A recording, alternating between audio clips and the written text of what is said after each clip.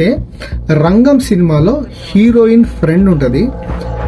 ఎక్కడైతే రాజకీయ నాయకుల పార్టీ అవుతుందో అక్కడ బాంబు పేలిన తర్వాత హీరోయిన్ ని ఒకడు కాలి కిందేసి తొక్కుతాడు.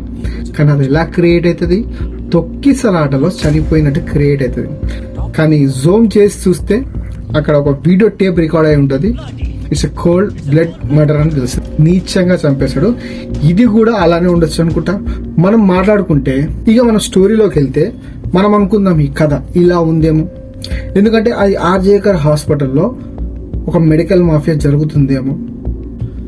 ఆ మాఫియాకు సంబంధించి ఈ లేడీ డాక్టర్ తెలిసిందేమో. ఎవరైతే ఆ మెడికల్ కాలేజ్ ప్రిన్సిపాల్ ఈమెకి ఎగనిస్ట్ గా ఉన్నాడేమో, ఈమె ఎగనిస్ట్ గా ఫైట్ చేసిందేమో.